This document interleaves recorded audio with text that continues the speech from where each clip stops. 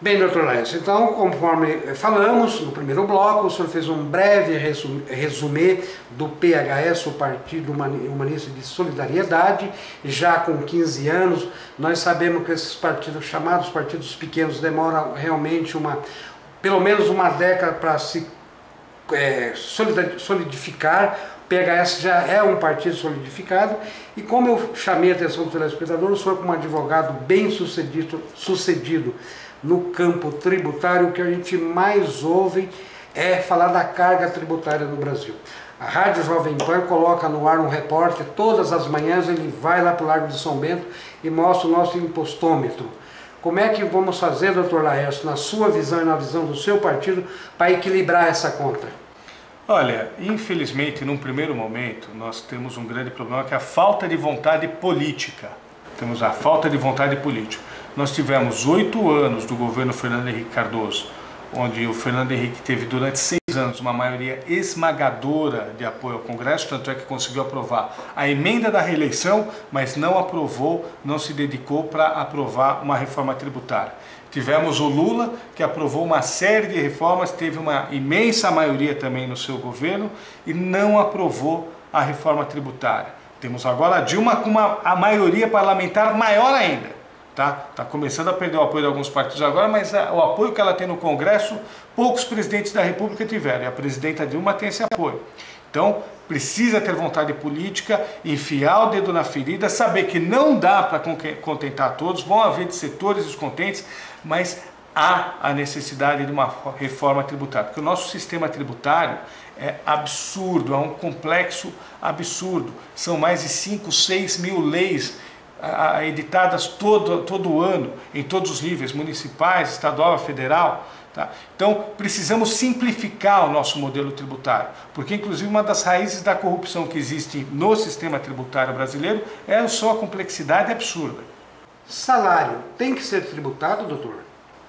Eu particularmente entendo que não.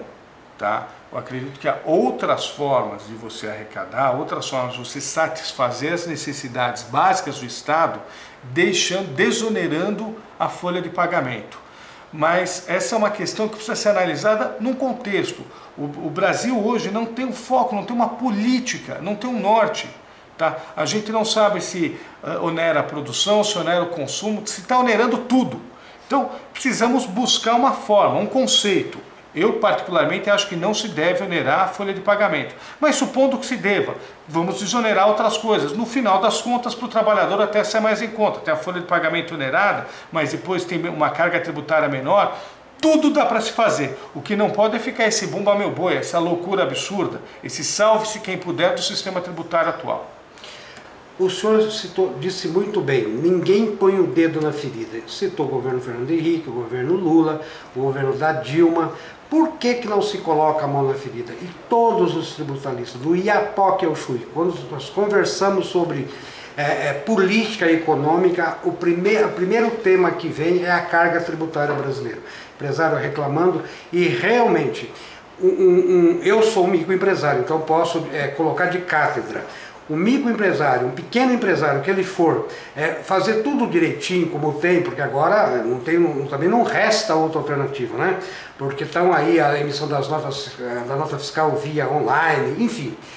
O governo, tanto estadual, municipal ou federal, ele passa a ser um sócio majoritário. Não tem como, doutor, suportar essa carga. Por que não é feito, então, se todos nós sabemos, se todos os pensadores do país sabem que precisa ser mexida nessa carga tributária, e por que não se mexe então? Eu não lembro se foi o John Kennedy que disse que um verdadeiro político tem que se preocupar com a próxima geração e não com a próxima eleição.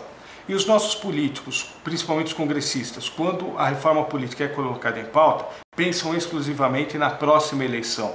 Porque, sem dúvida nenhuma, qualquer reforma vai tirar um pouco de arrecadação dos estados, ou tirar um pouco da arrecadação da União ou dos municípios. Você tem que puxar um pouco o cobertor para cima ou para baixo, vai descobrir um pouco os pés ou a cabeça. Tá? Mas se precisa organizar essa bagunça que está esse sistema. Hoje está todo mundo descontente e a gente vai a cada esboço de reforma tributária, se faz uma emendinha aqui, outra emendinha ali, se complica ainda mais o já complicado, mas nada sofisticado sistema tributário brasileiro. Então, falta um pouco de pensamento, um pouco de espírito público, do verdadeiro espírito público de se pensar nas próximas gerações. E, infelizmente, eu não vejo, com esse Congresso do jeito que está, a possibilidade disso acontecer agora também. Na última semana nós tivemos aí o encontro dos governadores sobre a questão do ICM, desculpe. Como o senhor vê essa questão? Há governos que dizem que as indústrias evadiram do Estado por conta dessa diferença tarifária da carga. Como o senhor vê essa questão? É lamentável, é lamentável. Eu particularmente defendo a extinção do ICMS e a criação do IVA, Imposto sobre o Valor Agregado, que seria definido pela União Federal com dinheiro repassado para os estados, onde você acabaria de uma vez por toda essa questão, essa briga entre os estados. A União Federal regularia isso. Só que aí você está falando em extinguir as máquinas imensas e que tem grandes interesses por trás aí das secretarias estaduais da Fazenda, porque para muitas pessoas quanto mais complicado, melhor fica. E na realidade o verdadeiro sistema tributário, inclusive nos países mais avançados, ele tem que ser muito simples. E hoje não, ele é efetivamente complexo. Então o ICMS é um imposto que eu acho que tem que ser extinto, numa verdadeira reforma tributária. Mas eu acho difícil, é um pouco utópico isso. Vamos agora então, doutor, fechando já o programa, falarmos de um assunto que o senhor conhece muito bem, até porque o senhor advém do PV, do Partido Verde, que é sustentabilidade. O que o PHS pensa de sustentabilidade e quais são as políticas que o partido adota ou irá adotar doravante para que nós tenhamos realmente, para que nós tenhamos e pensamos realmente em sustentabilidade como deve ser pensado, respeitando aí a natureza, animais, enfim, falar de sustentabilidade, pensar a sustentabilidade como um todo. Em primeiro lugar, acabar com a demagogia. A demagogia é o grande mal que aflige hoje a nossa sociedade e acaba atrapalhando uma discussão mais séria sobre sustentabilidade. O que no fundo, uma forma muito simples da gente definir sustentabilidade? A sociedade, a cidade, o estado, a natureza, tudo tem recursos limitados, tá? Nós temos que saber administrar esses recursos limitados da melhor forma possível. E isso desde a questão ambiental, onde, por exemplo, temos que buscar viver numa cidade, num país, num mundo menos consumista, tá? Porque se os 6, 7 bilhões de pessoas aí, 6 bilhões de pessoas que o mundo tem, eles passarem a consumir igualmente num padrão americano, por exemplo, o mundo acaba, tá? Mas nós também não podemos querer que o ser humano seja aquele que não consome, que não tem suas vaidades, que não tem a sua vontade de ter as coisas. Então temos que atingir um bom termo. Numa questão municipal, por exemplo, nós temos o seguinte: todo mundo gostaria de ter o seu carro. Todo mundo quer ter o seu carro. Isso não significa que todo mundo precise usar o seu carro, mas todo mundo tem o carro por conta, inclusive de uma melhoria econômica dos últimos anos, mas não tem espaço físico para usar esse carro nas ruas. A cidade não cresce na medida em que deveria crescer para absorver todos esses carros. E também não tem um sistema de transporte público adequado. Um grande exemplo que eu vejo hoje de demagogia é o que aconteceu em Moema com a ciclovia que foi lá implantada. Ah não, vamos fazer a ciclovia. Beleza, legal, transporte. Mas baseado na Europa, doutor? Fazer a ciclovia em Moema baseado na Europa? Então, e aquilo que foi feito lá foi ridículo, vai morrer gente daqui a pouco, já deve ter tido vários acidentes. Não adianta só falar, colocar uma faixa lá de uma forma ridícula e falar que fez uma ciclovia. Tem que ser uma coisa muito bem pensada, muito bem planejada. Alguém tem que perder para alguém ganhar. Por exemplo, ciclovias que estão sendo feitas aqui no corredor da Faria Lima, aqui da Hélio Pellegrino, tudo bem, foi um pouco, apesar de ter algumas deficiências, foi algo um pouco melhor planejado, onde as pessoas que andam de carro cedem o seu espaço aos domingos e feriados para as pessoas andarem de bicicletas, mas também isso não basta, isso também é demagogia. Você tem uma prefeitura falando que está implantando uma ciclovia, mas na realidade é um parquinho para as pessoas andarem de bicicleta aos domingos, quando na realidade o conceito correto... Ciclovia é no dia a dia. Deveria a pessoa ter o direito de andar nisso no dia a dia. Então entra a questão que eu falei da demagogia, ou seja, se finge que fez alguma coisa, se coloca no horário publicitário, antes não tinha, agora tem, agora a cidade de São Paulo tem ciclovia e não, continua não tendo ciclovia. Me permite uma parte em que eu tenho, como morador de Moema, sentido, até hoje, já implantaram, vai fazer quase 60 dias essa ciclofaixa, ou essa pseudo-ciclofaixa, A ciclofaixa até que não é dos males o menor ali, porque ela não é, né? No determinado momento ela é, enfim. Mas é o modo que os carros ficam estacionados. O sujeito que não é do bairro, ele vem dar uma cacetada atrás do outro carro, porque simplesmente ele virou uma esquina. Por exemplo, o sujeito está na Gaivota, ele entra na Rochinol, dá de cara a 4 metros de um carro estacionado no meio da rua. Isso é que eu acho que foi muito mal planejado. Não foi nem mal planejado, não foi planejado. É aquele negócio de implantar um negócio para o marqueteiro ter o que falar durante a campanha. Então isso abala as questões sustentáveis. Uma cidade sustentável tem que ter ciclovia, mas permanente, temos que permitir que os ciclistas andem. E mais do que a ciclovia acho que ainda é um luxo para a cidade de São Paulo que não tem o mais básico que a ciclovia, que é o espaço para o pedestre andar. Se você quer, eu moro aqui do lado, nós estamos aqui, nós estamos um lado da ponte do Morumbi, eu moro do outro lado da ponte. Se eu quiser ir a pé para casa, demoram 10 minutos, dá para ir perfeitamente, mas eu vou ser assaltado 2 vezes no meio do caminho, vou cair em 10 buracos, vou ser atropelado, então é um absurdo. Então uma cidade que não permite que o seu munícipe ande a pé, ela não pode falar que é uma cidade humana, não pode sequer começar a pensar em falar que é uma cidade sustentável. Olha, doutor Laércio, foi realmente um grande prazer tê-lo no programa hoje. Nós estamos abrindo essa série do momento político aqui no Brasil em Foco.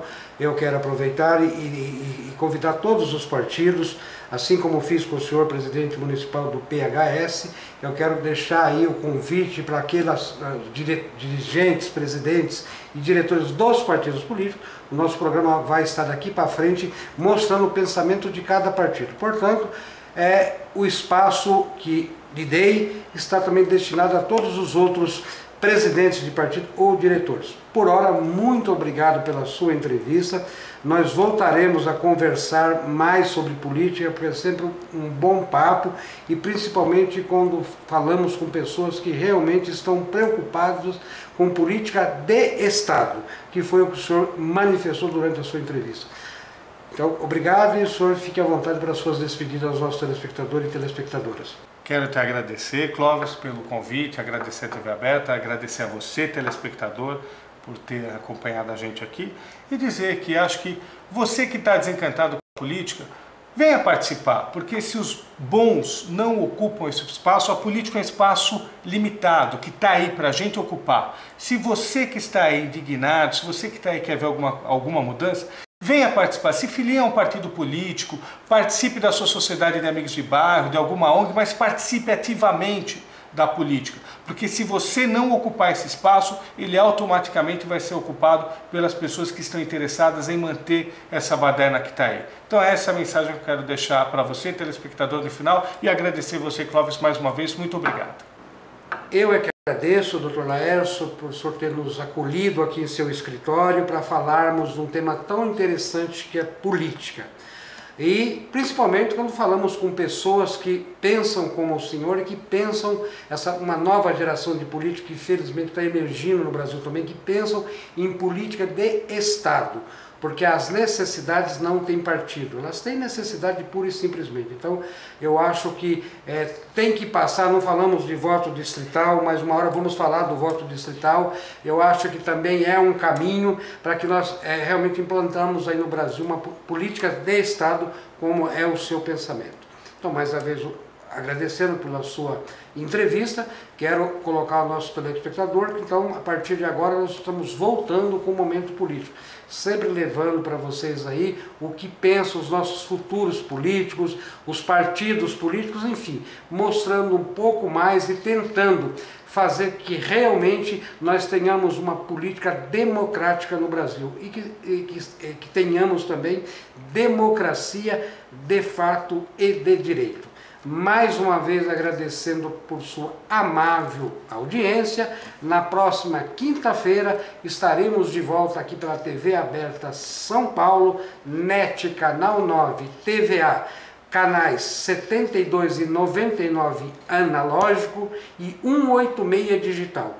Você também, caro telespectador, cara telespectadora, podem assistir o nosso programa simultaneamente pelo www.tvaberta.tv.br. Um bom final de semana a todos e até o nosso próximo encontro na próxima quinta-feira. Até lá!